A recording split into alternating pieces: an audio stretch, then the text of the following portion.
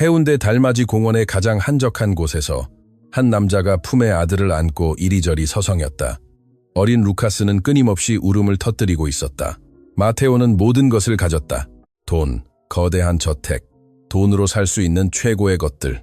하지만 생후 8개월 된 아기가 필사적으로 울고 있는데 아무것도 할 줄 모를 때는 그 모든 것이 소용없었다. 그는 도시 최고의 베이비시터들을 고용해보았다. 전문가들에게 엄청난 돈을 썼지만 아무도 아기가 안정감을 느끼게 할 수 없었다. 그리고 더 이상 선택의 여지가 없을 때 꽃바구니를 든 낯선 젊은 여인이 다가왔다. 그녀가 다음 몇 분 동안 한 일은 모든 것을 영원히 바꿔놓았다. 이 단순한 공감의 몸짓이 한 가족의 삶을 어떻게 변화시켰는지 끝까지 지켜봐 주십시오. 해운대 달맞이 공원 중심부에 저녁 햇살이 부드럽게 쏟아져 내리며 바닷바람에 흔들리는 소나무들을 비췄다. 새들이 노래하고 가족들은 평화롭게 산책하며 아이들은 그네에서 놀고 부모들은 나무 그늘 아래에서 이야기를 나누고 있었다. 모든 것이 완벽해 보였다. 해변 산책로에서 파는 그림 엽서처럼. 그러나 그 모든 평화 속에 조화를 깨뜨리는 소리가 있었다. 위로받지 못하는 아기의 가슴 찢어지는 울음소리였다. 마테오는 아들 루카스를 품에 안고 점점 더 필사적인 몸짓으로 흔들어 달래려 애쓰며 돌길을 이리저리 걸었다. 그는 벌써 30분 넘게 그렇게 하고 있었고 피로가 납덩이처럼 어깨를 짓누르는 것을 느꼈다. 그의 흰 셔츠는 구겨져 있었고 깊은 다크서클과 육체적인 피로를 훨씬 넘어선 지친 얼굴이 역력했다. 어떤 사람들은 호기심과 연민이 뒤섞인 눈빛으로 그를 곁눈질했는데 그 시선은 어떤 비난보다도 더 아팠다. 다른 엄마들은 그를 은밀히 가리키며 서로 속삭였다. 마테오는 그것을 알아챘지만 이제는 그들이 어떻게 생각하든 상관없었다. 그는 그저 아들이 고통받는 것을 멈추기를 바랐다. 그는 그저 좋은 아버지가 되고 싶었다. 그는 그저 이 고통이 한 번에 끝나기를 바랐다. 불과 2달 전, 마테오는 올해 들어 5번째 베이비시터를 고용했다. 그녀의 이름은 패트리샤였고 흠잡을 데 없는 추천서를 가지고 왔다. 그녀는 부산의 유력 가문에서 일했고 아동 보육 자격증을 가지고 있었으며 세계 국어를 구사했다. 마테오는 마침내 루카스에게 필요한 안정감을 줄 수 있는 적임자를 찾았다고 생각했다. 그는 그녀에게 후한 급여와 저택의 편안한 방, 그리고 필요한 모든 자원을 제공했다. 패트리샤는 기쁘게 받아들였고 처음 며칠 동안은 모든 것이 잘 되는 듯했다. 그러나 첫 번째 힘든 밤이 찾아왔다. 루카스는 새벽 2시에 울기 시작하여 해가 뜰 때까지 멈추지 않았다. 패트리샤는 자장가부터 그녀의 강좌에서 배운 현대적인 기술까지 모든 것을 시도했다. 아무것도 통하지 않았다. 2번째 밤은 더 심했고 3번째 밤은 견딜 수 없었다. 넷째 날, 패트리샤는 짐을 싸고 좌절감에 찬 눈으로 마테오의 사무실로 들어왔다. 정말 죄송합니다, 사장님. 하지만 더 이상은 못하겠어요. 아이가 저를 받아들이지 않아요. 그녀는 떨리는 목소리로 말한 후 문을 나섰다. 마테오는 거실 한가운데에 서서 또 한 사람이 그의 집을 떠나는 것을 지켜보며 자신이 해결할 방법을 모르는 문제와 다시 혼자 남겨졌다. 이전 베이비시터들도 오래가지 못했다. 루카스가 자신이 받는 보수에 비해 너무 많은 것을 요구한다고 말하며 일주일 만에 그만둔 소피아가 있었다. 그 다음에는 30년 경력의 나이든 여성 가브리엘라가 왔는데 그녀는 세상의 어떤 아기도 진정시킬 수 있다고 맹세했다. 그녀는 패배를 인정하기 전까지 3주를 버텼다. 이런 아이는 처음 봤어요. 그녀는 루카스를 연민과 포기의 눈빛으로 바라보며 떠나던 날 고백했다. 그 다음에는 젊고 활기찬 마리아나가 왔는데 그녀는 인내와 애정만 있으면 된다고 생각했다. 그녀는 10일 만에 울면서 떠났고 아기가 그렇게 고통받는 것을 아무것도 해줄 수 없이 지켜보는 것을 견딜 수 없다고 말했다. 그리고 패트리샤 전에는 가장 비쌌던 로사가 있었다. 루카스의 소아과 의사가 직접 추천한 그녀는 다른 사람들보다 2배를 받았고 확실한 결과를 약속했다. 그녀는 2주도 채 버티지 못했다. 그들 중 한 명이 떠날 때마다 마테오는 아빠로서 조금 더 실패하는 기분이었다. 그는 우주가 듣고 싶지 않은 어떤 말을 자신에게 하고 있다고 느꼈다. 어쩌면 그는 이런 것을 위해 태어나지 않았는지, 어쩌면 그는 자신의 아들에게 충분하지 않은지 말이다. 이제 루카스를 가슴에 안고 공원을 걷는 마테오는 무너질 지경이었다. 그는 찾을 수 있는 모든 육아 서적을 읽었다. 해운대와 심지어 서울의 최고 소아과 의사들과도 상담했다. 아기들을 진정시킨다는 특수 장난감도 샀다. 클래식 음악, 백색 소음, 라벤더 에센셜 오일도 시도해보았다. 아무것도 통하지 않았다. 부동산 업계에서 수년간의 노력으로 쌓아올린 그의 재산은 아들의 위로할 수 없는 울음 앞에서 아무 소용이 없었다. 돈은 많은 것을 살 수 있지만 태어나기도 전에 엄마를 잃은 아기에게 평화를 사줄 수는 없었다. 마테오는 분수대 옆에 멈춰섰다. 물소리가 루카스의 주의를 돌리기를 바랐지만 울음은 계속되었다. 그는 잠시 눈을 감고 깊이 숨을 쉬며 더 이상 남아있지 않은 힘을 찾으려 애썼다. 그가 마지막으로 방문했던 소아과 의사의 말이 떠올랐다. 가끔 아기들은 주변의 슬픔을 느끼기 때문에 울어요. 아이들은 우리가 생각하는 것보다 훨씬 더 지각력이 있어요. 이 말은 어떤 의학적 진단보다도 더 아팠다. 루카스가 울고 있는 것이 어쩌면 아빠의 고통을 느끼기 때문일지도 모른다는 의미였기 때문이었다. 문제가 아기가 아니라 자신일지도 모른다는 생각에 사람들은 완벽한 삶과 완전한 가족을 가지고 그의 주위를 계속 지나쳤다. 젊은 부부가 쌍둥이를 태운 유모차를 밀며 그들만이 아는 농담에 웃고 있었다. 할아버지 할머니 무리가 모래밭에서 노는 손주들을 피곤하지만 행복한 미소로 바라보고 있었다. 마테오는 그들을 보며 부러움과 부끄러움이 뒤섞인 아픔을 느꼈다. 그는 31살이었다. 그는 경상남도에서 가장 성공적인 부동산 회사 중 하나를 소유하고 있었다. 태평양이 내려다 보이는 특권적인 전망을 가진 바닷가 저택에 살고 있었다. 그러나 이 순간 아들을 품에 안고 공원 한가운데에 서 있는 그는 세상에서 가장 가난한 사람처럼 느껴졌다. 그는 모든 것을 가졌지만 진정으로 중요한 단 하나, 자신의 아들을 행복하게 해줄 능력만은 없었기 때문이었다. 루카스는 작은 주먹으로 마테오의 셔츠를 꽉 쥐었다. 너무 울어서 빨개진 얼굴에는 통통한 뺨을 타고 눈물이 흘러내리고 있었다. 그는 생후 8개월이었고 이미 어떤 아기라도 겪어서는 안 될 더 많은 고통을 겪었다. 그는 엄마가 죽던 날 태어났다. 그녀가 세상을 떠날 때 그는 세상에 왔고 마테오는 아들이 어떤 식으로든 그를 탓하는 것은 아닌지 스스로에게 묻지 않을 수 없었다. 루카스가 울고 있는 것은 어쩌면 그의 깊은 내면에서 아빠가 엄마를 구하지 못했다는 것을 알기 때문일까 하고, 루카스의 울음은 공원 안에 여러 사람들을 걱정스럽게 돌아보게 할 정도로 절규로 변했다. 마테오는 끓는 물처럼 목구멍으로 공포가 치솟는 것을 느꼈다. 그는 어깨에 맨 기저귀 가방을 황급히 뒤져 해운대 상점에서 찾을 수 있는 가장 비싼 곰 인형을 꺼냈다. 부드럽고 수입품이었다. 엄마의 위로를 흉내내기 위해 심장 박동 소리를 내는 장치가 있었다. 그는 소리를 활성화하는 버튼을 누르며 루카스에게 인형을 가까이 댔다. 아기는 쳐다보지도 않았다. 작은 몸에 모든 힘을 다해 계속 울면서 눈을 질끈 감고 있었다. 마테오는 곰 인형을 옆에 두고 다음 방법을 시도했다. 그가 마지막으로 방문했던 전문가가 추천한 특수 젖병이었다. 수유 문제가 있는 아기들을 위해 설계된 의료용 실리콘 젖병이었다. 2만 원이 넘는 값이었다. 그는 젖병을 루카스의 입술에 가까이 댔지만 아기는 고개를 돌리며 맛조차 보려 하지 않았다. 따뜻한 액체가 아기를 덮은 담요에 조금 흘러내렸다. 마테오는 손수건으로 빠르게 닦아내며 가슴 속에서 좌절감이 피로와 뒤섞이는 것을 느꼈다. 그는 젖병을 치우고 다른 것, 무엇이든 효과가 있을 만한 것을 찾았다. 휴대폰을 꺼내 이 순간을 위해 특별히 다운로드한 음악 앱을 열었다. 전문가들에 따르면 아기를 진정시키는 데 도움이 되는 한국 자장가, 부드러운 발라드, 기악곡 재생 목록이 있었다. 그는 여성의 모성적이고 따뜻한 목소리로 불리는 첫 번째 노래, 자장가를 선택했다. 루카스가 자신의 울음 위로 들을 수 있을 만큼 볼륨을 높였다. 몇 초 동안 아기는 반응하는 듯 보였다. 울음소리가 약간 줄어들었다. 마테오는 마침내 해결책을 찾았다고 생각하는 마법 같은 순간 희망의 빛을 느꼈다. 그러나 루카스는 숨을 들이쉬고는 더욱 크게 울었다. 마치 음악이 그를 진정시키기는커녕 귀찮게 한 것처럼. 마테오는 급히 노래를 바꾸고 또 다른 노래를 틀어보았다. 아무것도 통하지 않았다. 그는 휴대폰을 끄고 주머니에 넣으며 그 작은 희망의 불꽃이 나타났던 만큼 빠르게 꺼지는 것을 느꼈다. 그는 주위를 둘러보며 도움이 될 만한 다른 것, 어떤 것이라도 찾았다. 나무들, 꽃들, 푸른 하늘. 모든 것이 너무나 아름다웠지만 너무나 쓸모없었다. 이 순간 마테오는 감정이 넘쳐 흐르기 전에 자신의 감정을 통제하려고 잠시 눈을 감았다. 그리고 그 스스로 부과한 어둠의 순간에 그의 마음속에 무언가가 일어났다. 고통스러울 정도로 선명하게 한 이미지가 떠올랐다. 출산실에 있던 아내 소피아의 얼굴이었다.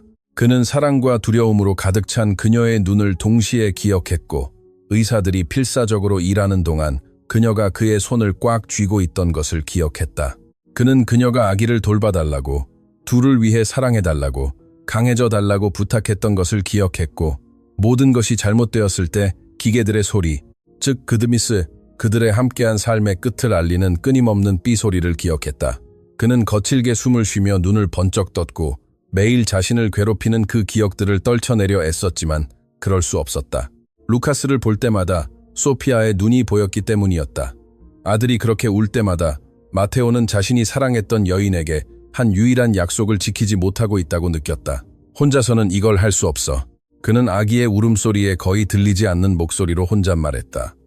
당신 없이는 이걸 어떻게 해야 할지 모르겠어, 자기야. 그 말들은 공원의 소음 속에 섞여 바람에 실려 사라졌다. 개를 산책시키던 한 노신사가 조심스럽게 다가왔다. 주름진 얼굴에는 진정한 걱정이 엿보였다. 괜찮으세요, 젊은이? 누구라도 불러드릴까요? 그는 경상도 사투리가 묻어나는 친절한 목소리로 물었다. 마테오는 눈에 미치지 않는 억지 미소를 지으며 급히 고개를 저었다. 감사합니다, 어르신. 괜찮습니다. 그냥 힘든 날일 뿐이에요. 그는 설득력 있게 말하려 애썼다. 노인은 울고 있는 루카스를 바라보고 이어서 마테오를 바라보았다. 오직 세월과 경험만이 줄 수 있는 그런 표정으로. 아기들은 부모가 걱정할 때 그걸 느껴요. 가끔 아기들에게 필요한 건 우리가 문제를 해결해 주는 게 아니라 우리가 그들 옆에서 평온하게 있어주는 거예요. 그는 단순한 지혜를 담아 말한 후 개와 함께 천천히 멀어져 갔다. 마테오는 그 말을 곱씹으며 서 있었다. 평온하게. 자신의 삶에서 가장 중요한 부분에서 실패하고 있다고 느낄 때 어떻게 평온할 수 있단 말인가? 자신이 평화를 가지고 있지 않은데 어떻게 평화를 전해줄 수 있단 말인가? 그는 루카스를 바라보았다. 빨갛고 필사적인 작은 얼굴을 보며 온 세상이 자신의 어깨를 짓누르는 듯한 기분을 느꼈다. 그는 부동산 제국을 건설했고 수백만 달러짜리 거래를 성사시켰고 어려운 경쟁자들과 맞섰지만 그 어떤 것도 그를 이것에 대비시키지는 못했다. 그 어떤 것도 자신의 아들 앞에서 그렇게 무력하다고 느끼도록 대비시키지는 못했다. 마테오는 다시 루카스를 안고 걸었다. 수많은 시간의 연습 끝에 이미 자동적이 되어버린 움직임으로 그는 공원 중앙 분수대 주위를 맴돌았고 그의 정장 구두는 보도의 규칙적인 소리를 냈다. 해가 지평선 아래로 내려가기 시작하며 하늘을 주황색과 분홍색으로 물들였다. 아름다운 색깔들은 그의 내면의 고뇌와 대조를 이루었다. 다른 가족들은 짐을 챙기고 아이들을 불러 집으로 돌아가기 시작했다. 곧 공원은 텅 비어버릴 것이고 그는 루카스와 함께 무엇을 해야 할지 모른 채 여전히 이곳에 있을 것이다. 그는 저택으로 돌아갈 생각도 해보지만 그곳에서도 마찬가지로 길을 잃을 것이라는 것을 안다. 적어도 이곳, 자연과 신선한 공기 속에서는 조금 더 숨을 쉴 수 있는 것 같았다. 적어도 이곳에서는 소피아 없이 너무나 텅 비어 보이는 그 거대한 집의 벽에 둘러싸여 있지 않았다. 그는 다시 눈을 감고 루카스를 가슴에 바싹 안았다. 그리고 아내의 장례식 이후로 한 번도 해보지 않았던 일을 했다. 기도였다. 정교하게 다듬거나 아름다운 말로 된 기도가 아니었다. 그저 그의 심장 가장 깊은 곳에서 터져나오는 필사적인 속삭임이었다. 하느님, 존재하신다면, 제 말을 듣고 계신다면 제발 도와주세요. 더 이상 뭘 해야 할지 모르겠어요. 그가 눈을 떴을 때 루카스는 여전히 울고 있었다. 그러나 그때 절망 속에서 그의 주의를 끄는 무언가가 있었다. 공원 반대편에서 부드러운 발걸음으로 한 형체가 다가오고 있었다. 꽃바구니를 품에 안은 젊은 여인이 말없이 그의 고통을 이해하는 듯한 눈으로 그를 바라보고 있었다. 르나타는 공원 중앙을 둘러싼 흙길을 천천히 걸어갔다. 그녀의 꽃바구니는 걸음마다 부드럽게 흔들렸다. 그녀는 가장자리가 낡았지만 깨끗하고 잘 관리된 크림색의 단순한 면 드레스를 입고 있었다. 그녀의 검은 머리는 오른쪽 어깨 위로 떨어지는 단순한 따은 머리로 묶여 있었다. 그녀는 22살이었지만 그녀의 얼굴은 고된 삶만이 줄 수 있는 성숙함을 보여주었다. 그녀의 작고 거무스름한 손은 임대방 뒤편의 작은 정원에서 아침에 꺾은 흰색과 붉은색 장미들을 보호하며 바구니를 조심스럽게 들고 있었다. 그녀는 가족들이 산책하고 연인들이 사랑하는 사람들을 위한 꽃을 찾는 이 시간에 매일 공원에 왔다. 그녀는 많은 돈을 벌지 못했다. 도시의 가난한 지역에서 방세를 내고 먹을 것을 사는데 겨우 충분한 정도였지만 결코 불평하지 않았다. 그녀는 산골 마을 근처의 농장에서 자랐는데 그곳에서 할머니에게서 삶은 힘들지만 어디를 봐야 할지 안다면 아름다울 수도 있다는 것을 배웠다. 그녀는 농촌이 제공하는 것보다 더 나은 기회를 찾아 2년 전 부산에 왔다. 도시에서는 모든 것이 더 쉬울 것이라고 생각했지만 곧 도시 생활도 나름의 어려움이 있다는 것을 알게 되었다. 공원을 따라 걷던 르나타는 울음소리를 들었다. 처음에는 그저 관심을 끌기 위해 우는 버릇없는 다른 아기라고 생각했지만 그 소리에는 그녀를 멈추게 하는 무언가가 있었다. 그것은 제멋대로 구는 아이의 투정이 아니라 진정으로 도움이 필요한 사람의, 고통받고 위로받지 못하는 사람의 필사적인 울음이었다. 르나타는 그런 울음소리를 잘 알고 있었다. 이웃집 아기들이 아프거나 추운 겨울밤에 배앓이를 할 때 농장에서 여러 번 들었던 울음이었다. 그녀의 할머니는 평범한 울음과 영혼에서 우러나오는 울음의 차이를 구분하는 법을 가르쳐 주었다. 이 울음은 분명 영혼에서 우러나오는 울음이었다. 그녀는 고개를 들어 분수대 근처를 맴도는 남자를 보았다. 그는 키가 크고 잘 차려입었으며 돈과 존경에 익숙한 사람들이 풍기는 위엄을 가지고 있었다. 그러나 이 순간 그는 강해 보이거나 중요해 보이지 않았다. 그는 길을 잃고 지쳐있고 패배한 것처럼 보였다. 르나타는 가슴이 조여오는 것을 느꼈다. 늘 그녀를 특징 짓는 자연스러운 연민이었다. 그녀의 할머니는 그녀가 아기를 진정시키는데 축복받은 손을 가졌다고 말했다. 어쩌면 그녀가 도울 수 있을지도 모르지만 그때 차가운 물처럼 의심이 그녀를 덮쳤다. 그런 남자에게 다가가다니 자신이 누구란 말인가. 그녀는 그저 꽃 파는 사람, 고작 중학교를 졸업한 시골 처녀에 불과했다. 그는 분명 중요한 사람, 돈 많은 사람, 돈으로 살 수 있는 모든 것을 이미 시도했을 사람임이 분명했다. 그녀가 그에게 이미 시도하지 않은 무엇을 제공할 수 있겠는가. 르나타는 문득 자신의 낡은 드레스와 다른 샌들이 부끄러워 꽃 바구니로 시선을 내렸다. 도시에서 그녀는 자신과 같은 사람들과 저런 남자 같은 사람들 사이에 보이지 않는 선이 존재하며 그 선을 넘어서는 안 된다는 것을 빠르게 배웠다. 한 번은 가격을 물어보려고 도심의 고급 상점에 들어갔다가 점원이 위아래로 훑어보며 경멸하는 눈빛으로 그녀의 예산에 맞는 다른 것을 찾는 게 좋을 거라고 말했던 것을 기억했다. 그녀는 그때 자신이 얼마나 작고 하찮고 어울리지 않는다고 느꼈는지 기억했다. 다시는 그렇게 느끼고 싶지 않았지만 아기의 울음은 점점 더 필사적으로 계속되었다. 그리고 르나타 안에 있는 무언가, 그녀의 수줍음과 거절에 대한 두려움보다 더 강한 무언가가 그녀를 움직이게 했다. 그녀는 몇 걸음 앞으로 나아갔다가 멈췄다. 심장이 가슴에서 빠르게 뛰었다. 내 일이 아니야, 르나타. 그녀는 혼잣말했다. 내 갈 길을 가, 꽃이나 팔고 집에 가. 그러나 그녀의 발은 말을 듣지 않았다. 그녀는 또 한 걸음, 그리고 또 한 걸음 내디뎠다. 이제 그녀는 남자에게서 몇 미터 밖에 떨어져 있지 않았다. 그의 얼굴을 더 잘 볼 수 있었다. 그는 깊은 다크서클과 며칠 면도하지 않은 수염, 피로 또는 어쩌면 억눌린 눈물로 붉어진 눈을 가지고 있었다. 그의 품에 안긴 아기는 몸부림치고 있었고 작은 손은 작은 주먹을 꽉 쥐고 있었으며 너무 울어서 얼굴은 빨갛게 상기되어 있었다. 르나타는 가슴이 찢어지는 듯했다. 그녀는 농장에서 아기들이 깊이 고통받을 때 이런 모습을 여러 번 보았다. 할머니는 아기들이 때로는 부모의 고통을 느끼기 때문에 울고 작은 스펀지처럼 주변의 슬픔을 흡수하기 때문이라고 가르쳐 주셨다. 아이들은 말은 못해도 현명하단다. 할머니는 말씀하셨다. 그들은 어른들의 세상에서 뭔가 잘못되었다는 것을 안단다. 르나타는 남자와 아기를 함께 바라보며 둘 다 각자의 방식으로 고통받고 있음을 이해했다. 마침내 그녀는 가진 모든 용기를 모아 마지막 몇 걸음을 다가갔다. 그녀의 목소리는 떨렸고 울음소리 위로 겨우 들릴 듯한 속삭임 같았다. 실례합니다, 어르신. 제가 도와드릴까요? 그 말들은 그녀가 결코 지울 수 없었던 시골 말투와 할머니에게서 배운 부드러움과 함께 흘러나왔다. 마테오는 지난 1시간 동안 수많은 사람들이 자신을 피했던 후에 누군가가 다가오는 것에 놀라 고개를 들었다. 그는 눈앞에 젊은 여인을 보았다. 마르고 겸손하며 수줍음과 결단력이 뒤섞인 빛을 발하는 거대한 갈색 눈을 가졌다. 그녀는 신선함과 이른 아침의 향기가 나는 꽃 바구니를 들고 있었다. 잠시 마테오는 도움을 거절할까, 괜찮다고, 아무것도 필요 없다고 말할까 생각했지만 그는 너무나 지쳐 있었고 너무나 필사적이어서 그저 고개를 끄덕였다. 무엇을 해야 할지 모르겠어요. 그는 오랫동안 참았던 목소리가 갈라지며 인정했다. 아이가 계속 우는데 어떻게 도와줘야 할지 모르겠어요. 르나타는 아기를 다정하게 바라보았다. 그리고 말로 표현할 수 없는 이해심으로 마테오를 바라보았다. 가끔 아기들은 그저 안전하다고 느끼고 싶어 할 뿐이에요. 그녀는 부드러운 목소리로 말하며 천천히 팔을 내밀었다. 제가 안아봐도 될까요?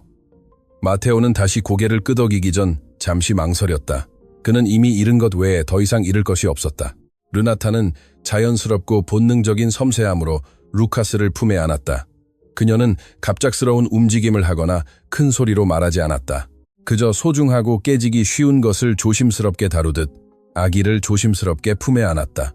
아기는 여전히 울고 있었고 이제 거의 텅 빈 공원에 그의 울음소리가 울려 퍼졌다. 르나타는 절망하지 않았다. 즉시 아기를 달래려 하거나 빠른 해결책을 찾으려 하지 않았다. 대신 그녀는 부드럽고 꾸준한 리듬으로 아기를 흔들기 시작했다. 그녀가 어릴 때 잠들지 못할 때 할머니가 사용했던 바로 그 움직임이었다. 그것은 바다 물결처럼 자연스러운 엉덩이에서 나오는 흔들림이었다. 세대를 거쳐 농장의 아기들을 재웠던 최면적인 흔들림이었다. 쉬, 아가야. 그녀는 거의 들리지 않는 목소리로 속삭였다. 말들은 낮고 감미로운 노래처럼 흘러나왔다. 괜찮아, 여기 안전해. 그것은 정교하게 다듬거나 공부한 문구가 아니었다. 그저 위로의 소리였고 가슴에서 울려 퍼져 보이지 않는 손길처럼 아기에게 닿는 길게 느린 모음이었다. 마테오는 믿을 수 없다는 듯 그 장면을 지켜보았다. 그는 5명의 전문 베이비시터들이 루카스에게 똑같은 시도를 하는 것을 보았다. 안고, 흔들고, 부드럽게 말하기. 아무도 울음을 줄이는데 성공하지 못했다. 그러나 이 젊은 여인이 하는 방식에는 뭔가 다른 것이 있었다. 어쩌면 그녀의 흔들림의 리듬일지도 몰랐다. 너무 빠르지도 너무 느리지도 않고 아기에게 정확히 필요한 지점이었다. 어쩌면 갓 구운 빵처럼 따뜻하고 우리가 태어나기 전에 모두가 들었던 노래처럼 익숙한 그녀의 목소리 온도 때문일지도 몰랐다. 아니면 말이나 돈으로는 설명할 수 없는 특정 사람들에게만 존재하는 어떤 것 때문일지도 몰랐다.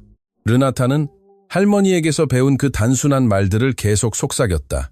어떤 현대 육아 매뉴얼에도 없는 말들이었지만 태고적부터 아기들을 진정시켜온 말들이었다. 오 나의 예쁜 아가, 오 나의 보물. 그녀는 거의 기도하듯이 나지막이 노래했다. 여기 괜찮아. 여기서 아무도 너를 다치게 하지 않을 거야. 루카스는 반응하기 시작했다. 울음이 약간 줄어들었다. 그의 울음은 뚝뚝 끊어지는 흐느낌으로 변했다. 작지만 의미 있는 변화였다. 르나타는 꾸준한 흔들림을 계속했다. 리듬을 바꾸지 않고 아기의 깊은 곳과 연결되는 듯한 같은 박자를 유지했다. 그녀는 루카스에게 얼굴을 가까이 댔다. 아기를 놀라게 할 정도는 아니었지만 아기가 그녀의 숨결을 느낄 수 있을 만큼 가까이. 괜찮아, 아가야. 그녀는 할머니가 사용하던 애칭을 사용하며 속삭였다. 슬픔은 작은 새들처럼 날아가 버린단다.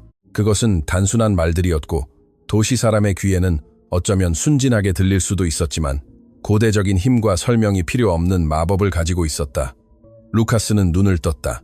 마테오에 따르면 엄마와 너무나 닮은 그 크고 촉촉한 눈이었다. 아기는 호기심과 비슷한 눈빛으로 르나타를 바라보았고 그의 흐느낌은 점점 더 띄엄띄엄해졌다. 그녀는 진정한 다정함으로 미소 지었다. 꾸며낼 수 없는 그런 미소였다. 봐, 얼마나 예쁜 아기니. 그녀는 감미로운 목소리로 말했다. 이 눈을 봐, 이 작은 손을 봐.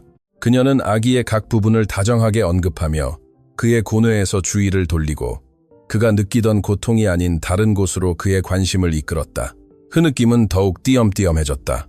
루카스는 길게 울고 난 후에 전형적인 숨소리로 헐떡였지만 더 이상 울부짖지 않았다. 르나타는 계속 아기를 흔들었고 이제는 말 없는 노래, 그저 목에서 자연스럽게 흘러나오는 멜로디를 흥얼거렸다. 그것은 농장에서 여자들이 밤하늘 아래에서 아기들을 재울 때 수천 번 들었던 곡조였다. 이름도 없고 어떤 음악 앱에도 없었다. 그저 할머니에서 엄마로, 엄마에서 딸로 전해져 내려오는 다른 누구도 할 수 없을 때 울음을 달래는 법을 알았던 세대의 여성들의 보이지 않는 유산이었다. 마테오는 지켜보면서 가슴속에서 이상한 것을 느꼈다. 안도감, 경이로움, 그리고 무엇인지 알 수 없는 또 다른 감정이 뒤섞인 것이었다. 그는 루카스가 천천히 눈을 깜빡이기 시작하고 너무 울어서 무거워진 작은 눈이 감기기 시작하는 것을 보았다. 이럴 리가 없어. 마테오는 생각했다. 혹시 눈이라도 깜빡이면 마법이 깨질까 두려워하는 듯했다. 이것이 정말 일어나고 있을 리가 없어. 하지만 그것은 일어나고 있었다. 그의 눈앞에서 값비싼 장난감도, 현대적인 기술도, 전문 자격증도 없이 이 낯선 젊은 여인은 불가능한 일을 해내고 있었다. 2분, 어쩌면 3분 더 흘렀다. 르나타, 루카스, 그리고 공원 분수대 사이의 이 작은 공간에서는 시간이 다르게 움직이는 듯했다. 아기는 마지막으로 떨리는 한숨을 내쉬었다. 긴장되어 있던 작은 손은 마침내 이완되었다. 1시간 넘게 쥐고 있던 필사적인 주먹을 놓으며 작은 손가락들이 풀렸다. 그의 숨결은 깊고 꾸준해졌다. 그의 눈꺼풀이 완전히 감겼고 그때 르나타가 어릴 때 들었던 이야기 속의 기적처럼 루카스는 잠들었다. 완전히 잠들었다. 깊이 잠들었다. 그의 얼굴은 정상적인 색깔을 되찾았고 통통한 뺨 위에 눈물은 말라 있었다. 그의 작은 몸은 아기들이 안전하다고 느낄 때만 보이는 절대적인 신뢰감으로 르나타의 가슴에 몸을 맡겼다. 르나타는 순간을 깨고 싶지 않은 듯 멈추지 않고 몇 초 더 흔들었다. 그리고 마테오를 올려다보며 수줍게 미소 지었다. 아무 말도 하지 않았다. 아무 말도 할 필요가 없었다. 마테오는 마치 천사를 보는 듯 그녀를 바라보았다. 꽃 바구니를 든 이 겸손한 젊은 여인이 세상의 모든 전문 베이비시터들도 해내지 못한 일을 막 해냈다는 듯이. 그리고 그 순간 마테오의 마음속에서 무언가가 변했다. 결코 예전과 같지 않을 무언가가. 마테오는 몇 초 동안 꼼짝 않고 서서 꽃 바구니를 들고 어디선가 나타난 이 낯선 여인의 품에서 평화롭게 잠든 아들을 바라보았다. 그는 방금 목격한 일을 완전히 처리할 수 없었다. 5명의 자격증을 가진 베이비시터, 3명의 유명한 소아과 의사, 수많은 밤샘, 아무 소용 없었던 해결책에 수천만 원을 썼다.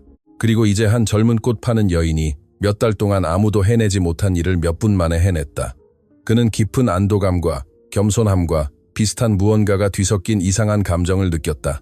돈이 모든 것을 살 수 없다는 것, 때로는 가장 중요한 해답이 가장 예상치 못한 곳에서 온다는 것을 깨닫는 느낌이었다. 르나타는 루카스를 부드럽게 흔들었고 아기가 잠든 모습을 바라보는 그녀의 얼굴에는 자연스러운 다정함이 엿보였다. 그녀의 표정에는 자부심이 없었다. 마테오가 고용한 전문가들에게서 여러 번 보았던 우월감도 없었다.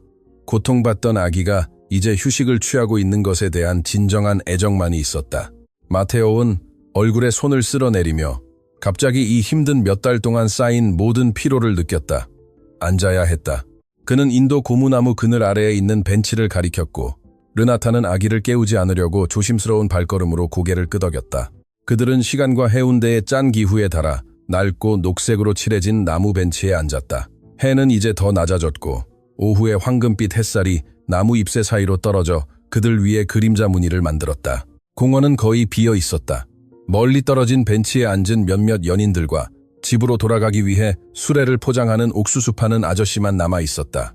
마테오와 르나타 사이에는 불필요한 말로 채울 필요 없는 편안한 침묵이 흘렀다.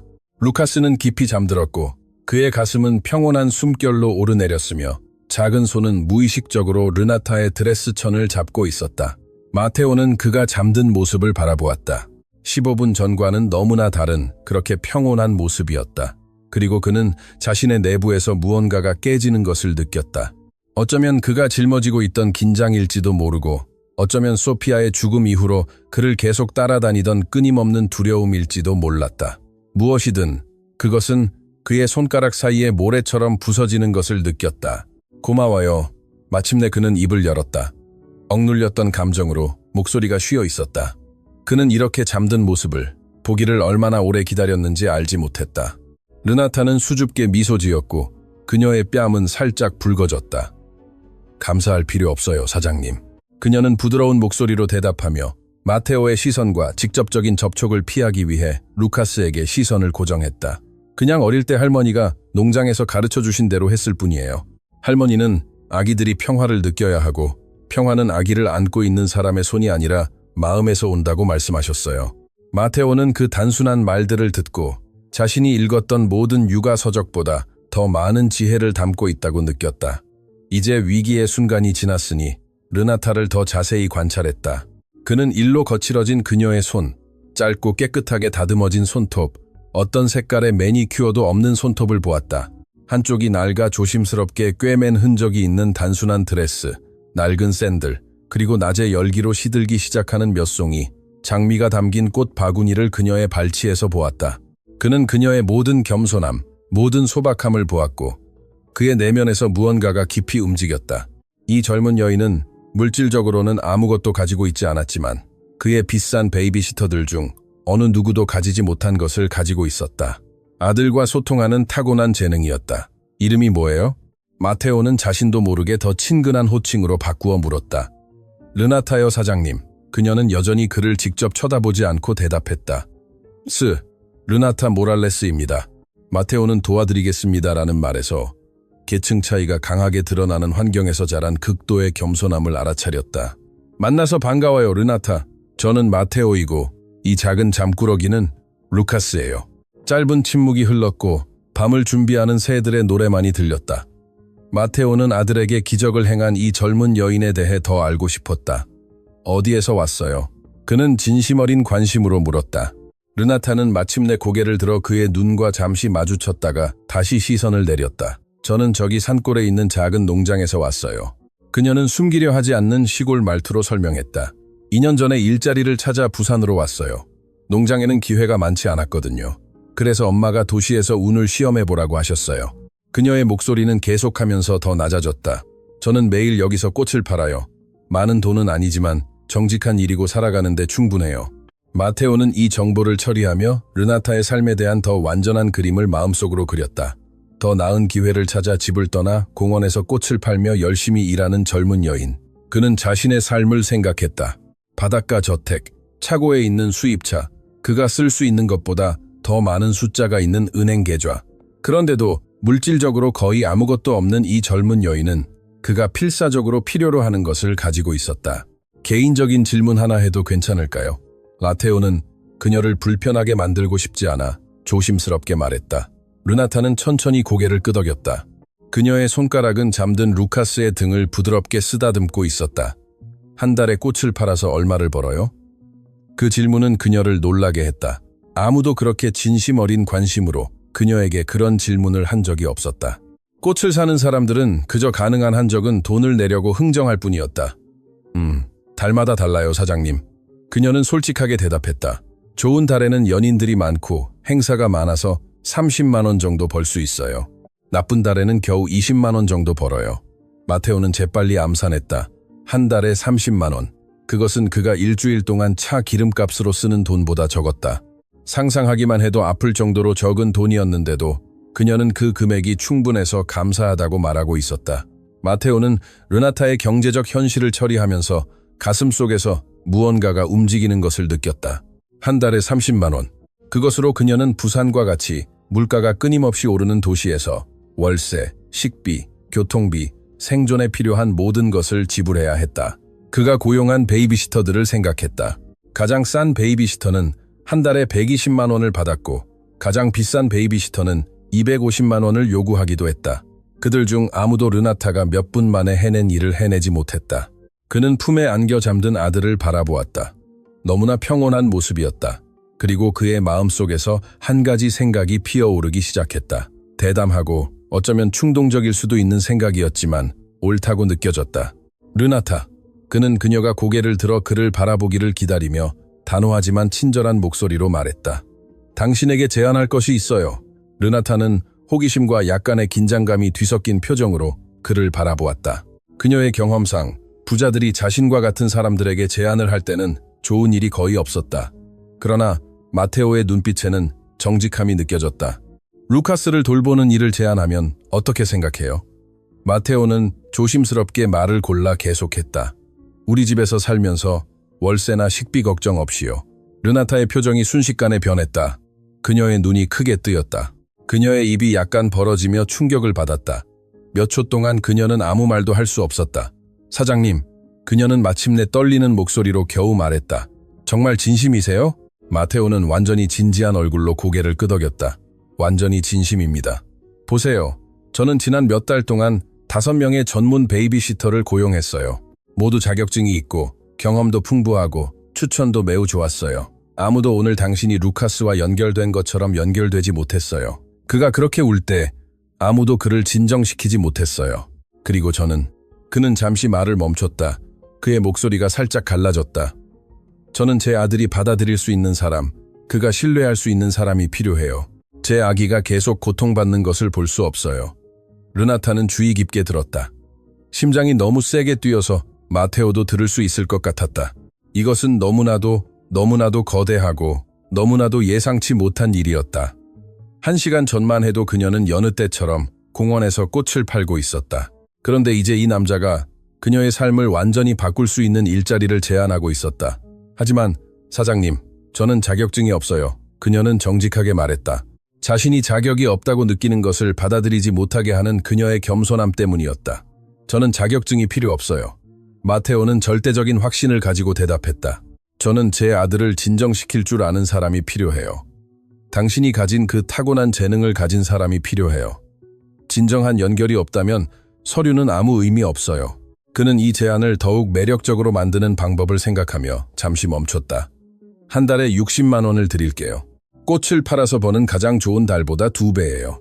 우리 집에서 당신만의 방을 갖게 될 거고 식사도 포함되고 매주 일요일은 가족을 방문하거나 필요한 것을 할 수 있도록 자유시간을 드릴게요. 르나타는 머리가 빙빙 도는 것을 느꼈다. 한 달에 60만 원은 그녀가 지금까지 벌어본 돈보다 많았다.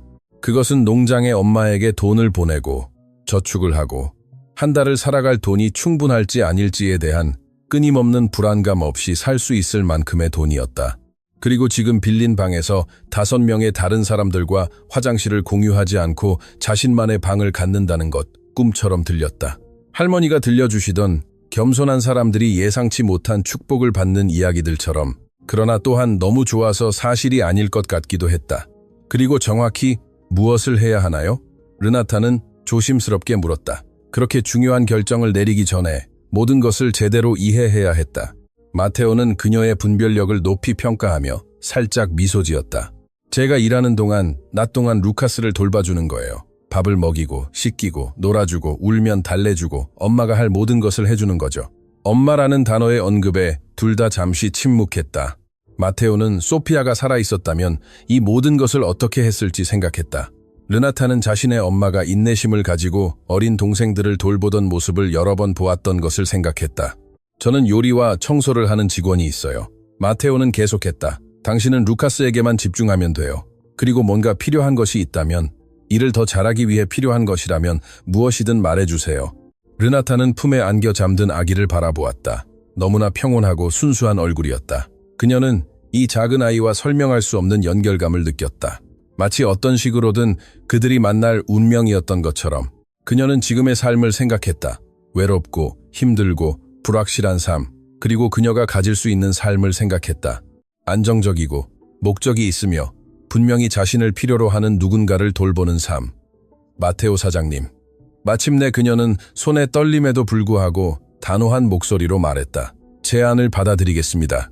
루카스를 잘 돌보기 위해 최선을 다하겠습니다. 약속해요.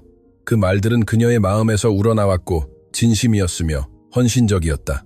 마테오는 너무나 큰 안도감을 느껴 거의 현기증이 날 지경이었다. 그는 르나타에게 손을 내밀었고 그녀는 수줍게 그 손을 잡았다. 형식적이면서도 깊이 인간적인 악수로 합의를 봉인했다. 고마워요, 르나타. 당신이 제게서 얼마나 큰 짐을 덜어주는지 몰라요. 그들은 잠시 더 공원 벤치에 앉아 있었다. 루카스는 그들 사이에서 평온하게 잠들었고 해는 지평선 너머로 완전히 지며 하늘을 불가능한 색깔로 물들이고 있었다. 둘 다 이 순간 녹색 나무 벤치에서의 이 단순한 합의가 단순한 고용 계약보다 훨씬 더 큰 무언가의 시작이라는 것을 아직 알지 못했다.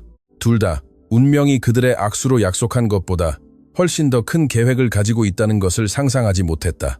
마테오는 아들을 안고 있는 르나타를 바라보았고 몇 달 만에 처음으로 희망과 비슷한 것을 느꼈다. 그리고 르나타는 루카스를 조심스럽게 안으며 자신이 찾고 있다는 것조차 몰랐던 목적을 찾았다고 느꼈다. 이 이야기가 마음에 드셨다면 이 영상에 좋아요를 눌러주시는 것을 잊지 마세요. 하나님의 축복이 당신의 길에 함께 하시기를. 공원에서 그날 이후로 6개월이 흘렀고 마테오의 저택의 삶은 그가 인도 고무나무 그늘 아래에서 르나타에게 그 제안을 했을 때 상상조차 할 수 없었던 방식으로 변했다. 예전에는 텅 비고 차가웠으며 그의 고독을 증폭시키기만 하던 거대한 공간들로 가득했던 집은 이제 생명과 웃음, 그리고 콘크리트와 유리로 된 건물을 진정한 집으로 만드는 일상의 소음으로 가득 찼다. 매일 아침 마테오는 르나타가 루카스의 기저귀를 갈아주며 나지막이 노래하는 소리에 잠에서 깬다. 그녀가 결코 잊지 않았던 농장의 노래들이 이제 아기의 일상 루틴의 일부가 되었다. 루카스는 지난 몇 달 동안 너무나 많이 자라서 마테오는 가끔 멈춰서서 놀라움으로 그를 바라보며 시간이 어떻게 이렇게 빨리 지나가는지 궁금해한다. 그는 이제 14개월이 되었다. 집안 곳곳을 비틀거리며 걷고 가구를 붙잡는다. 손가락으로 원하는 것을 가리키고 아직은 완전한 단어가 아니지만 르나타는 완벽하게 이해하는 말들을 옹알거린다. 그러나 가장 눈에 띄는 변화는 그의 신체적인 성장이 아니라 그의 행복에 있었다. 공원에서 필사적으로 울던 아기는 이제 항상 웃는다.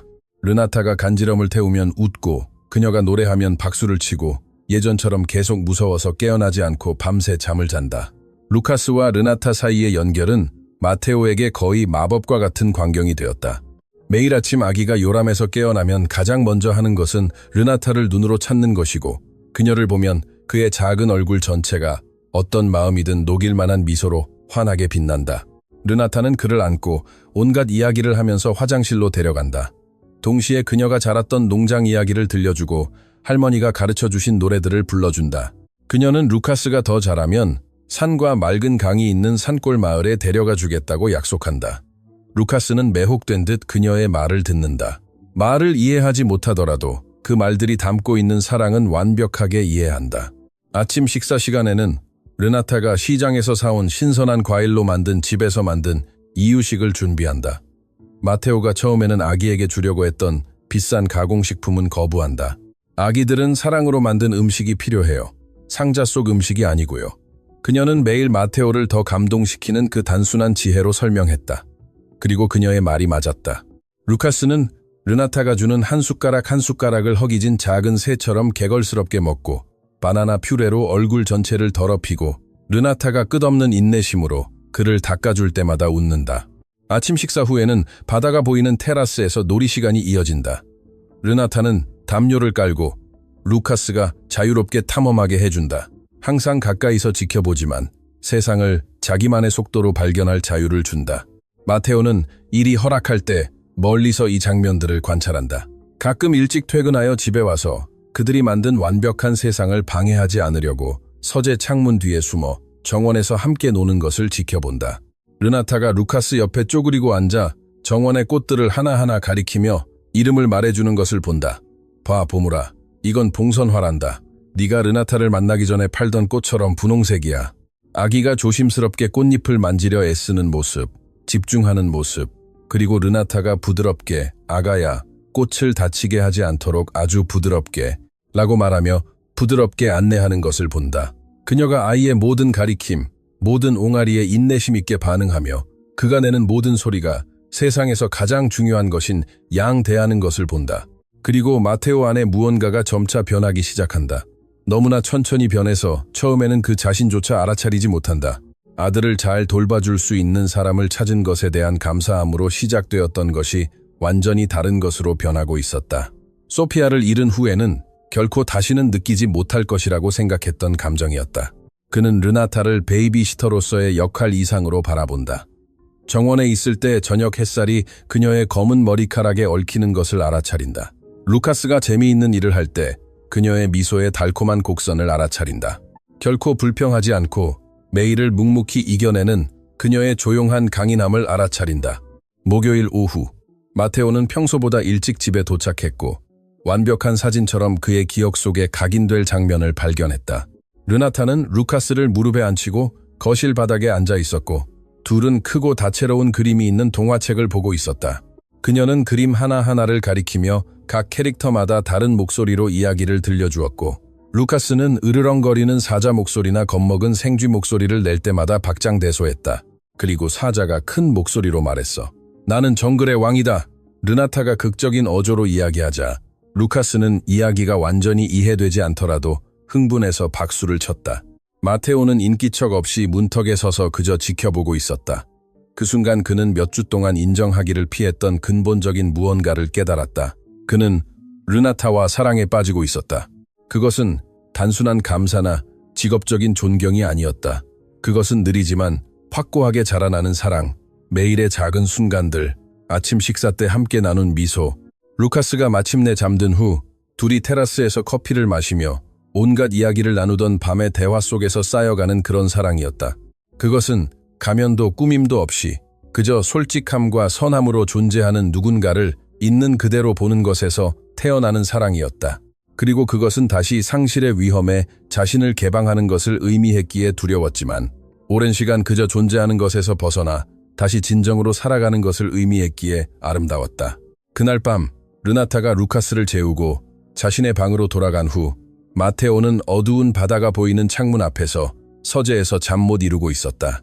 파도는 해변에 부딪히며 평소에는 그를 진정시키던 그 끊임없는 소리를 냈지만 오늘 밤 그의 마음은 너무나 흔들려 평화를 찾을 수 없었다. 그는 소피아를 생각했다. 그녀를 영원히 기억하고 그들이 나눴던 사랑을 결코 잊지 않겠다는 약속을. 그는 다시 사랑에 빠지는 것이 어떤 식으로든 그녀의 기억을 배신하는 것은 아닌지, 그녀가 더 이상 이곳에 없어 그와 함께 삶을 살 수 없는데도 그가 행복을 추구할 자격이 있는지 스스로에게 물었다. 그러나 그는 소피아가 병원에서 마지막으로 했던 말을 기억했다. 둘 다 시간이 얼마 남지 않았다는 것을 알았지만 소리내어 인정하고 싶지 않았을 때였다. 마테오, 행복해지겠다고 약속해줘. 우리 아기에게 사랑으로 가득 찬 삶을 주겠다고 약속해줘. 그리고 언젠가 나처럼 당신을 사랑할 수 있는 사람을 찾게 된다면 나 때문에 그 사람을 놓치지 마. 소피아는 마지막 순간까지도 항상 관대했다.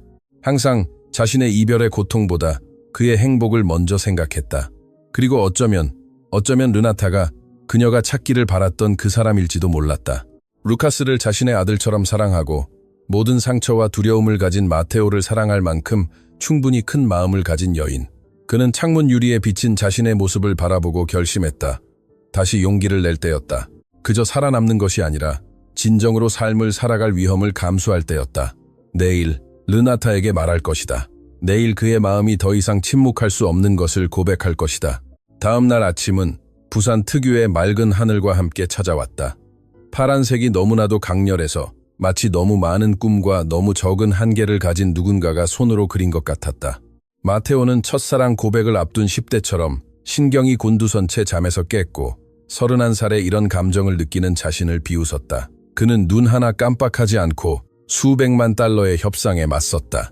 국제 투자자들과 침착하게 거래를 성사시켰다. 하지만 르나타에게 자신의 감정을 고백할 생각에 그는 몇 년 만에 가장 긴장했다. 샤워를 하고 조심스럽게 면도를 한 후 르나타가 언젠가 우연히 좋다고 말했던 하늘색 셔츠를 입고 부엌으로 내려갔다.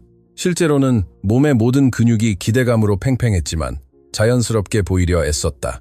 르나타는 언제나처럼 루카스의 아침 식사를 준비하며 나지막이 노래를 흥얼거리고 있었다. 그녀는 머리를 높이 묶은 포니테일과 단순한 옅은 노란색 드레스를 입고 있었다. 이 드레스는 마테오가 2달 전 그녀가 옷이 3벌밖에 없는 것을 알아채고 사준 것이었다. 그리고 맨발이었다. 더운 아침에 부엌의 시원한 바닥을 느끼는 것을 좋아한다고 했다. 루카스는 높은 의자에 앉아 플라스틱 숟가락으로 쟁반을 두드리며 소리가 날 때마다 웃고 있었다. 아빠의 가슴속에서 일어나는 감정의 폭풍에는 전혀 아랑곳하지 않았다. 좋은 아침이에요. 마테오가 평소보다 더 거친 목소리로 인사했다. 르나타는 돌아보며 그에게 미소 지었다. 그의 아침을 가장 좋아하는 부분, 그 따뜻함으로. 좋은 아침이에요, 마테오. 잘 주무셨어요? 그는 커피를 따르며 고개를 끄덕였다. 사실 그는 밤새 뒤척이며 그녀에게 할 말을 마음속으로 연습하느라 끔찍하게 잠들었지만 그는 아침 식탁에 앉아 그녀가 루카스에게 바나나 오트밀을 한 숟가락씩 먹이는 것을 지켜보았다. 아기가 조금 뱉을 때마다 턱을 닦아주고 웃긴 소리를 낼 때마다 함께 웃어주었다. 너무나 일상적이고 단순함 속에서 너무나 완벽한 장면이어서 마테오는 가슴이 벅차올랐다. 그들은 몇 달 동안 매일 그랬던 것처럼 함께 아침 식사를 했다. 일상적인 이야기들을 나누었다. 루카스가 이제 거의 완벽한 단어를 말할 수 있다는 이야기. 정원에 새로 피어난 꽃들, 오후에 아기를 해변에 데려가기 좋은 완벽한 날씨를 예고하는 일기. 르나타는 마테오에게서 어떤 다른 점도 알아차리지 못했다. 왜냐하면 그는 필요할 때 자신의 감정을 숨기는데 매우 능했기 때문이다. 그러나 그는 속으로 초를 세고 있었다. 적절한 순간을 기다리고 있었다. 항상 할 일이 있고 방해하고 피할 수 없는 것을 미루는 무언가가 있었기 때문에 결코 오지 않을 것 같은 그 완벽한 순간을. 점심 식사 후 르나타가 루카스를 낮잠 재우고 내려왔을 때 마테오가 정원이 보이는 테라스에서 그녀를 기다리고 있는 것을 발견하면서 그 순간은 마침내 찾아왔다. 그는 레몬밤을 넣은 신선한 레모네이드를 준비해 두었다. 몇 주 전 그녀가 농장을 떠올리게 한다고 말하는 것을 듣고 알아낸 그녀가 가장 좋아하는 음료였다.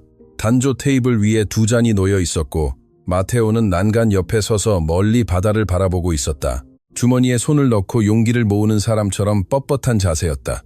무슨 할 말씀 있으셨어요? 르나타는 순진하게 물으며 자리에 앉아 잔 중 하나를 집었다. 마테오는 돌아섰다. 영원처럼 느껴지는 긴 시간 동안 그녀의 눈을 바라본 후 마침내 그녀 앞에 앉았다. 네, 중요한 말씀을 드려야 해요.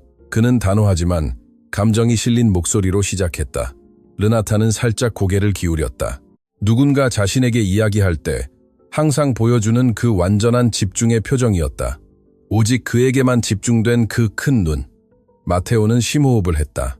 이 말을 일단 하고 나면 되돌릴 수 없다는 것을 알았고 그녀의 대답이 무엇이든 그들의 관계는 영원히 변할 것이라는 것을 알았다. 르나타, 지난 몇 달은 소피아가 죽은 이후 최고의 시간이었어요. 루카스가 행복해서만이 아니에요.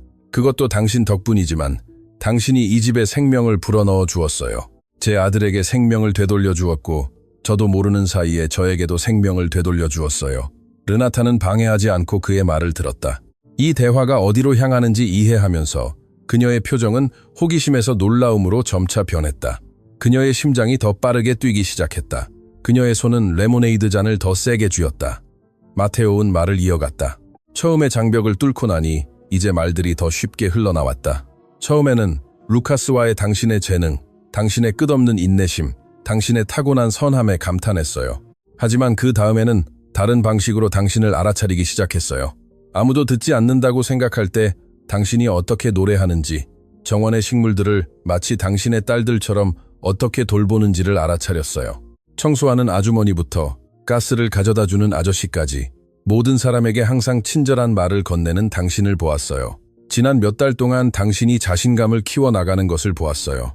공원의 수줍은 젊은 여인에서 제가 결코 이룰 수 없는 우아함으로 이 집을 관리하는 자신감 있는 여인으로 변하는 것을 보았어요. 그는 다가올 말들을 위한 정확한 단어를 찾으며 잠시 멈췄다. 르나타, 저는 당신을 사랑하게 되었어요. 그럴 생각은 없었어요. 소피아의 기억을 배신하는 것 같아 몇 주 동안 부정하려 애썼어요. 하지만 사실은 당신의 웃음, 당신의 선함, 당신의 그 조용한 강인함에 반했어요.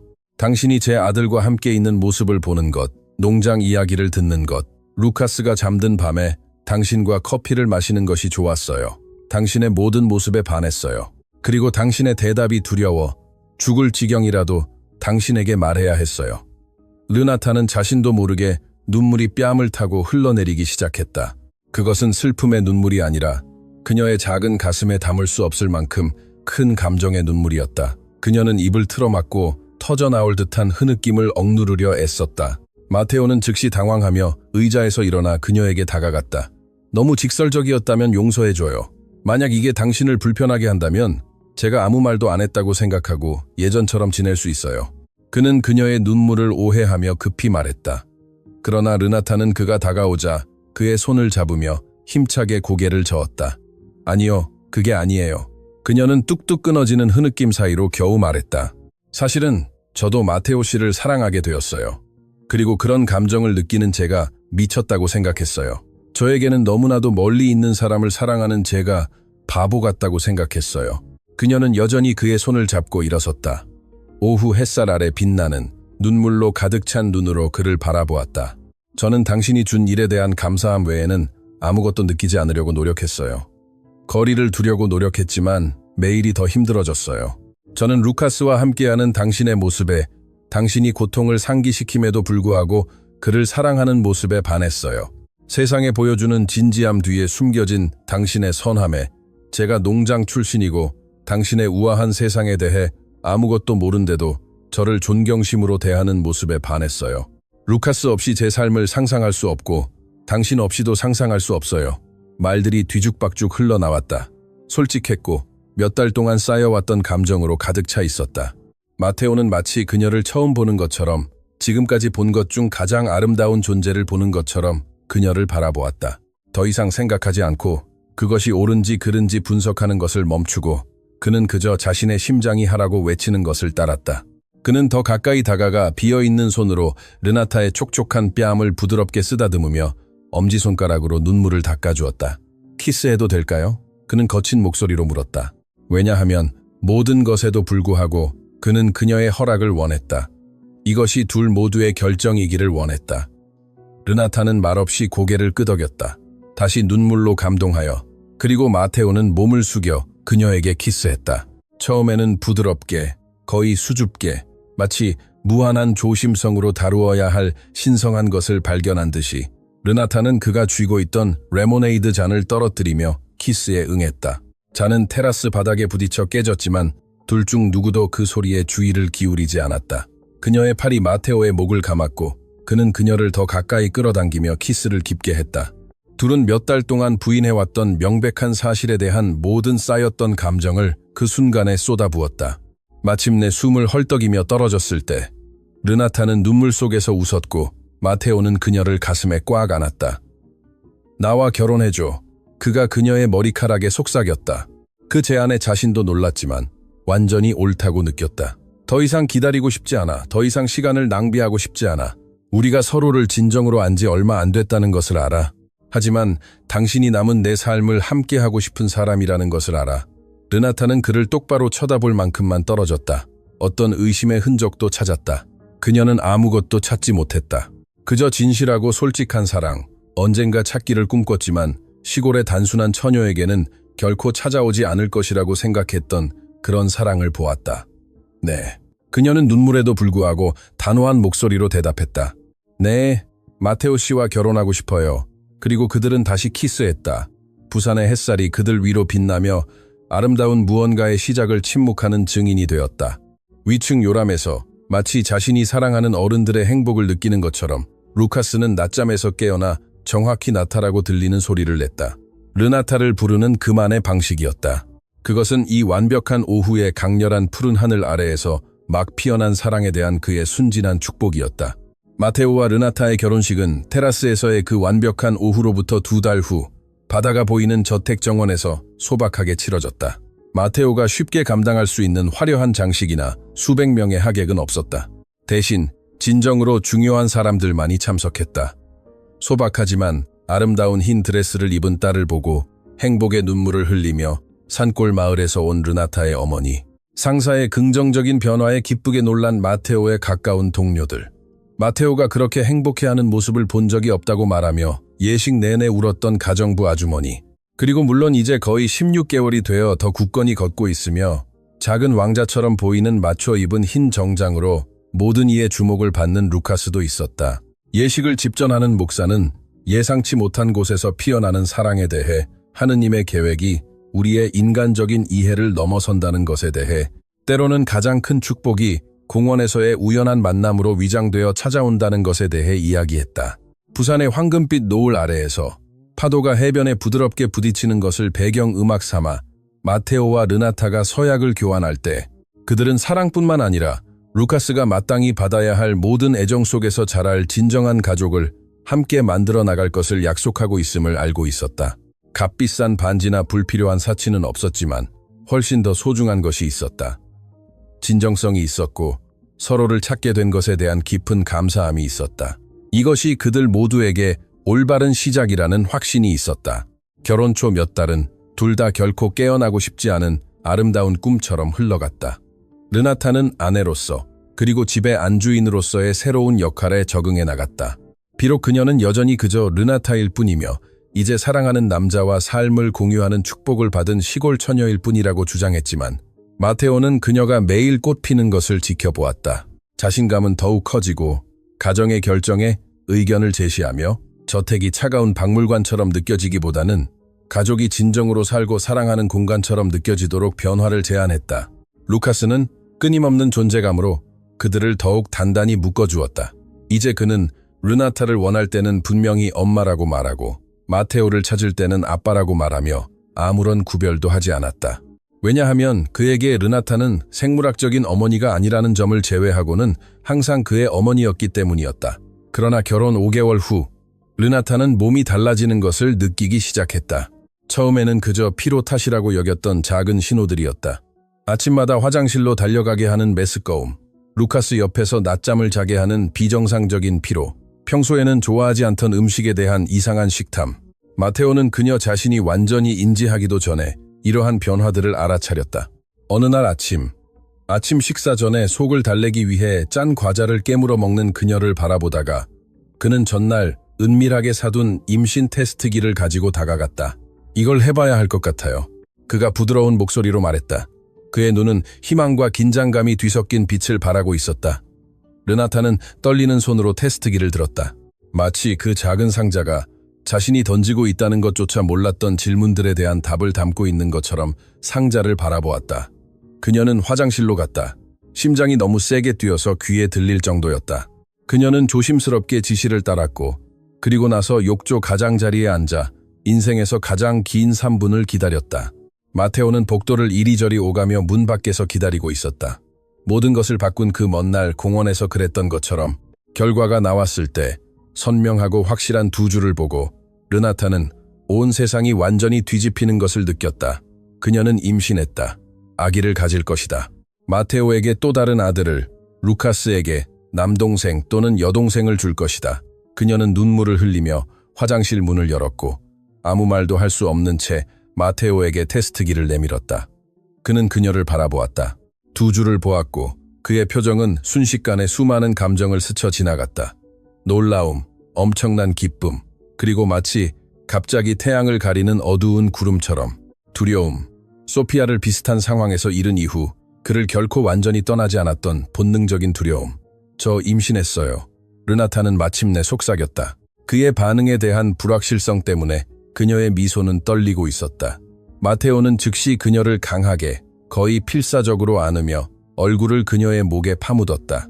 우리는 괜찮을 거야. 그는 자신이 그녀에게 하는 말인지 자신에게 하는 말인지 확신하지 못하며 말했다. 이번에는 다를 거야. 그래야만 해.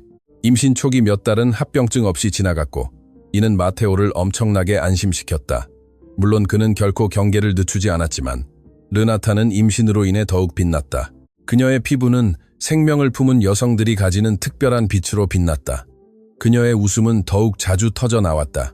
루카스와의 연결은 설명할 수 없을 정도로 깊어졌다. 마치 아이가 곧 동생이 생길 것을 아는 듯이 마테오는 때때로 그녀를 압도할 정도로 그녀를 아낌없이 보살폈다. 해운대 최고의 산부인과 의사를 고용했다. 어떤 회의를 취소해야 하든 상관없이 모든 진료에 동반하겠다고 고집했다. 르나타가 좀 진정하라고 말할 때까지 임신과 출산에 대한 글을 강박적으로 읽었다. 사랑, 세상이 생긴 이래로 여성들은 아기를 낳았어요. 그녀는 새벽 3시에 노트북으로 의학 기사를 읽고 있는 글을 발견했을 때 다정하게 말했다. 저는 괜찮을 거예요. 우리 아기도 괜찮을 거고요. 하느님께서 우리를 돌보고 계세요. 마테오는 그녀의 말을 믿고 싶었다. 진정으로 믿고 싶었다. 그러나 출산실에서 죽어가던 소피아의 유령은 그가 눈을 감을 때마다 밤마다 그를 괴롭혔다. 그는 살아생전 그 어느 때보다 더 많이 기도하며 하느님께 자신이 사랑하는 또 다른 여인을 데려가지 말아달라고 간청했다. 르나타가 이 임신에서 살아남는 대가로 무엇이든 하겠다고 약속했다. 그러나 임신 7개월째, 정기 검진 중 가장 최근의 분석 결과를 확인하던 의사는 미간을 찌푸렸다. 이야기할 필요가 있어요. 의사들이 좋지 않은 소식을 전할 때 사용하는 그 전문적인 어조로 말했다. 의사는 침착하지만 진지한 목소리로 분석 결과가 우려스러운 징후를 보인다고 설명했다. 르나타의 혈압이 비정상적으로 상승하고 있었다. 소변에는 없어야 할 단백질이 있었다. 그녀의 몸은 루카스를 낳을 때 소피아를 죽게 했던 바로 그 상태, 자간전증의 초기 증상을 보이고 있었다. 그 말들은 마테오에게 무거운 돌처럼 떨어졌고 하나하나가 그의 가슴을 파괴적인 힘으로 강타했다.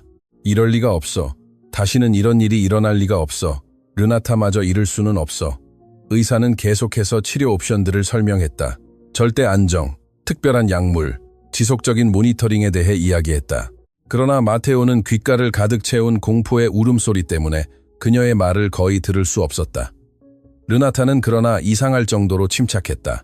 그녀는 마테오의 손을 자신의 손으로 감싸고 단호하게 쥐며 평온한 목소리로 말했다.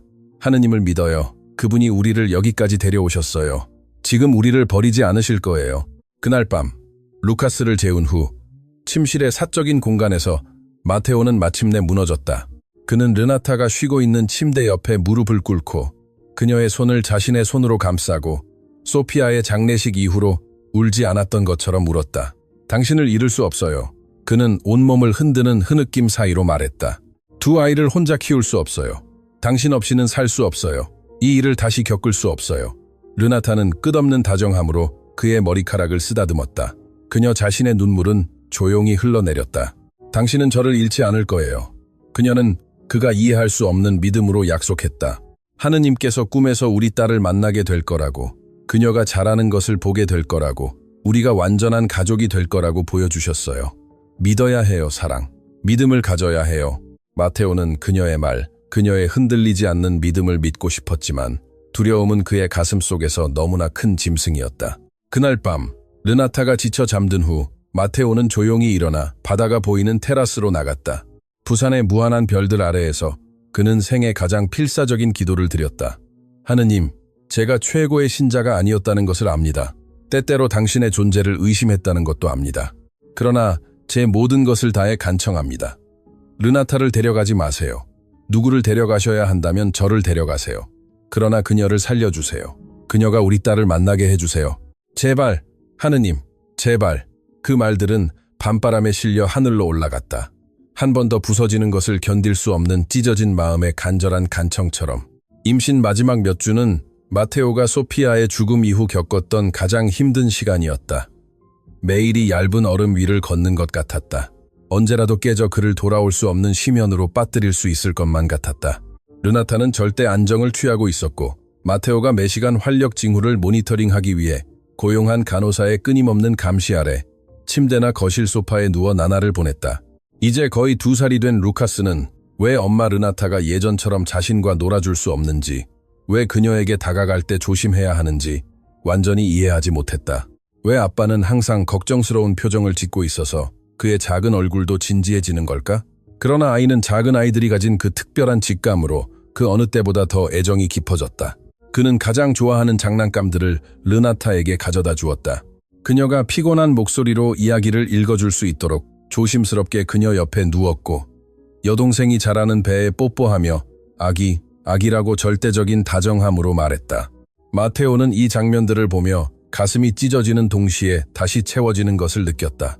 여동생을 만나기도 전에 이미 사랑하는 이 놀라운 아이에게 하느님께 감사하면서도 루카스가 소피아 없이 자란 것처럼 르나타 없이 자라야 할 가능성에 겁을 먹었다. 그는 이 몇 주 동안 거의 잠을 자지 못했다.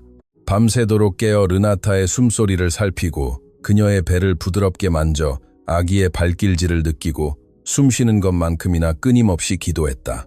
르나타가 진통을 시작한 아침은 이 시기 부산에서는 드문 천둥 번개와 함께 찾아왔다. 어두운 하늘은 저택 창문으로 세찬 비를 쏟아내는 회색 구름으로 가득했다.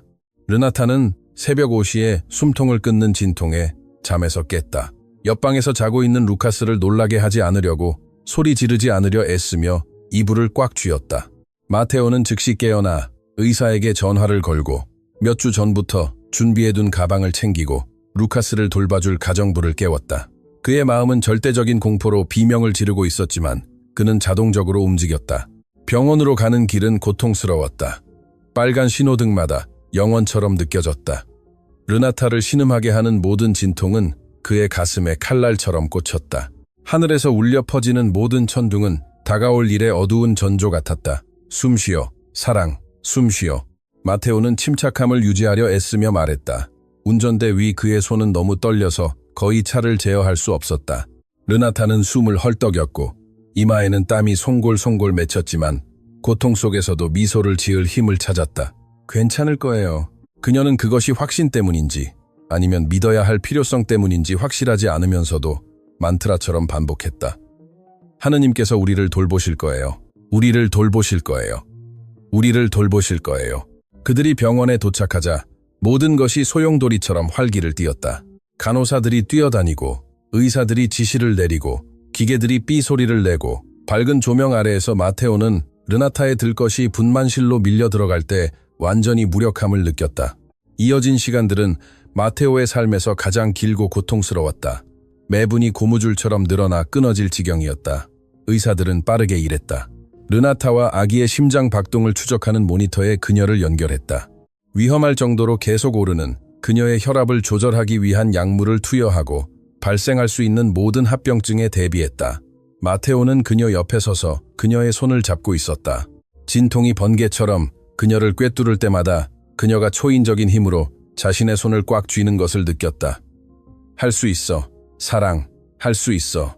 그는 거듭 속삭이며 그녀의 이마에서 땀을 닦아주고 그녀의 너클에 키스하며 속으로는 두려움에 완전히 부서져 있었지만 그녀를 위해 강한 척하려 애썼다.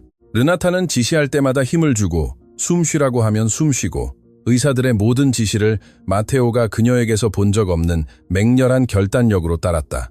이 시간이 지나고 3시간, 4시간이 지났다. 고통은 견딜 수 없었지만 르나타는 포기하지 않았다. 그녀는 아기가 자신을 필요로 한다는 것을, 루카스가 자신을 필요로 한다는 것을, 마테오가 자신을 필요로 한다는 것을 알았기에 포기할 수 없었다. 그리고 그때 르나타의 혈압이 위험한 수준에 도달하여 의사가 응급 제왕절개에 대해 이야기하기 시작하려던 바로 그때, 마테오가 공포에 질려 쓰러질 것 같던 바로 그때 뭔가 특별한 일이 일어났다. 바깥의 폭풍이 갑자기 잠잠해졌다. 천둥이 멈추고 비는 부드러운 이슬비로 줄어들었고 회색 구름을 뚫고 한 줄기 햇살이 신성한 축복처럼 분만실 창문으로 들어왔다. 바로 그 순간 하늘의 신호처럼 분만실을 밝히는 그 햇살과 함께 르나타는 마지막 초인적인 노력을 했다. 그녀는 지친 몸에 남아있는 모든 힘을 다해 밀었고 아기가 태어났다. 신생아의 힘찬 울음소리가 방을 가득 채웠다. 마테오가 지금까지 들었던 어떤 음악보다도 아름다운 소리였다. 건강한 여자아이예요. 의사가 분명한 안도감을 담은 목소리로 선언했다. 의사는 탯줄을 자르고 아기를 르나타의 가슴 위에 올려놓았다. 그러나 마테오는 르나타에게 완전히 집중하고 있었기 때문에 딸을 거의 볼 수 없었다. 그녀의 얼굴에서 문제의 징후를 찾고 소피아 때처럼 기계들이 삐 소리를 내기 시작할까봐 기다리며 최악의 상황에 대비했다. 그러나 아무것도 일어나지 않았다. 기계들은 꾸준한 리듬을 유지했고 모니터의 숫자들은 점차 안정되기 시작했다. 르나타의 숨결이 진정되었다. 그녀의 혈압은 느리지만 꾸준히 떨어지기 시작했다. 괜찮아요. 의사가 마테오를 보며 미소 지었다. 둘 다 괜찮아요. 가장 힘든 시기를 넘겼어요. 마테오는 다리가 휘청거리는 길인 것을 느꼈다. 쓰러지지 않으려고 침대 난간을 잡아야 했다. 눈에서는 걷잡을 수 없이 눈물이 솟구쳤다. 몇 달 동안 쌓였던 공포가 마침내 풀려나는 깊은 흐느낌이었다. 르나타는 지쳐 있었지만 행복한 눈으로 그를 바라보며 아기를 가슴에 안고 어머니만이 아는 그 무한한 사랑으로 미소 지었다. 내가 하느님이 우리를 돌보실 거라고 말했죠. 그녀는 약하지만 승리감에 찬 목소리로 속삭였다. 우리가 괜찮을 거라고 말했죠. 마테오는 몸을 숙여 그녀의 이마에 무한한 헌신으로 키스한 후 처음으로 정말 작고 완벽하며 눈을 감고 작은 주먹을 쥐고 있는 건강한 딸을 바라보았다. 사흘 후 르나타와 아기는 퇴원했다. 둘 다 완전히 건강했고 합병증도 없었다. 초기 상황의 심각성을 고려할 때 의사들이 예상치 못했던 기적이었다. 마테오는 집으로 돌아가는 길을 극도로 조심스럽게 운전했다. 너무 천천히 운전해서 다른 운전자들이 참지 못하고 경적을 울렸지만 그는 신경 쓰지 않았다. 루카스 외에 그의 세상에서 가장 소중한 두 사람을 차에 태우고 있었기 때문이었다. 저택에 도착했을 때 그들은 루카스가 친할머니와 함께 문 앞에서 기다리고 있는 것을 발견했다. 할머니가 조심하라고 말렸지만 아이는 신이 나서 엄마 르나타에게 달려갔다. 엄마, 아기. 루카스는 제 나이 아이들이 가지는 분명한 단어와 옹알이의 완벽한 조합으로 소리쳤다. 르나타는 조심스럽게 몸을 숙여 루카스가 여동생을 볼 수 있게 해주고 작은 손을 안내하여 조심스럽게 여동생의 머리를 만지게 했다. 봐, 루카스. 이 아이는 예나야, 내 여동생. 르나타는 감격에 찬 목소리로 말했다. 루카스는 절대적인 매혹으로 아기를 바라보았다. 2살 아이에게는 놀라울 정도로 섬세하게 아기를 만졌다. 그리고 미소 지으며 분명하게 말했다. 내 아기. 마테오는 이 장면을 바라보았다. 그의 완전한 가족이 마침내 다시 모였고 그는 숨쉬기 힘들 정도로 깊은 감사함을 느꼈다. 그날 오후 루카스가 낮잠에 들고 예나가 새아기 침대에서 쉬고 있을 때 마테오와 르나타는 모든 것이 시작되었던 그 테라스에 앉았다. 거의 1년 전 그들이 사랑을 고백했던 곳이었다. 마테오는 그녀의 손을 잡고 손가락을 깍지 끼며 말했다. 포기하지 않아줘서 고마워요. 제가 할 수 없을 때 믿어줘서 고마워요. 우리 삶에 예나를 데려와줘서 고마워요. 르나타는 그의 어깨에 머리를 기대고 오후 햇살 아래 빛나는 고요한 바다를 바라보았다. 제가 아무것도 없을 때 가족을 주셔서 고마워요. 그녀는 부드러운 목소리로 대답했다. 저 자신도 보지 못했던 것을 저에게서 봐주셔서 고마워요. 2주 후 하늘이 비현실적일 정도로 푸른 부산의 전형적인 화창한 일요일에 가족 전체는 모든 것이 시작되었던 약 2년 전에 바로 그 공원 중앙을 거닐었다. 마테오는 예나가 평화롭게 잠들어 있는 유모차를 밀었다. 그녀의 얼굴은 작은 천사처럼 완벽하고 평온했다. 르나타는 자신의 삶이 목적과 의미를 가지고 있음을 아는 그 행복감으로 빛나며 그의 옆을 걸었다. 그리고 루카스는 작은 아이들의 지칠 줄 모르는 에너지로 앞서 달려가 새들과 꽃들을 가리키며 부드러운 바람이 나무 잎새를 흔들 때마다 웃었다. 그들은 마테오가 그날 오후 필사적으로 걸었던 분수대 옆을 지나쳤다. 르나타가 루카스를 돌보는 것을 받아들였을 때 앉았던 녹색 벤치 옆을 지나쳤다.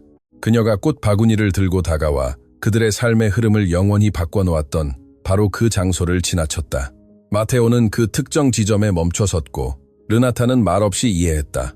그들은 함께 겪었던 모든 것, 고통, 두려움, 의심, 그러나 결코 포기하지 않았던 사랑, 믿음, 희망을 기억하며 서로의 눈을 바라보았다. 모든 것이 여기서 시작될 줄 누가 알았겠어요? 마테오는 감격에 찬 목소리로 말했다. 꽃 파는 여인과 필사적인 아버지가 이렇게 될 줄 누가 알았겠어요? 르나타는 미소 지었다. 그의 얼굴 전체를 밝히고 마테오가 매일 더 사랑하는 그 미소였다. 하느님은 아셨을 거예요. 그녀는 그녀를 특징 짓는 단순하지만 흔들리지 않는 믿음으로 대답했다. 우리가 알지 못했을 때도 그분은 항상 아셨어요. 루카스는 그들에게 달려 돌아와 둘의 다리를 껴안았다. 그리고 마테오는 그를 품에 안고 르나타는 예나가 여전히 평온하게 잠들어 있는지 확인했다. 그들은 공원을 함께 걸었다. 불가능한 상황에서 태어난 가족, 계층의 차이와 깊은 두려움을 극복한 사랑으로 뭉친 가족, 결코 당연시하지 않을 두 번째 기회를 축복받은 가족이었다. 그리고 오후 햇살이 하늘을 황금빛으로 물들이는 동안 마테오는 아내와 두 자녀를 바라보며 근본적인 무언가를 깨달았다. 때로는 인생의 가장 큰 축복이 절망적인 순간으로 위장되어 찾아오고 때로는 천사들이 꽃 바구니와 선량함으로 가득 찬 마음을 가지고 온다는 것을. 이것은 그들의 이야기이다. 공원에서 터져나온 울음소리에서 태어나 완전한 가족으로 꽃피운 사랑 이야기. 길이 갈 수 없을 것 같을 때에도 하느님은 자신을 믿는 자들을 결코 버리지 않으신다는 살아있는 증거이다.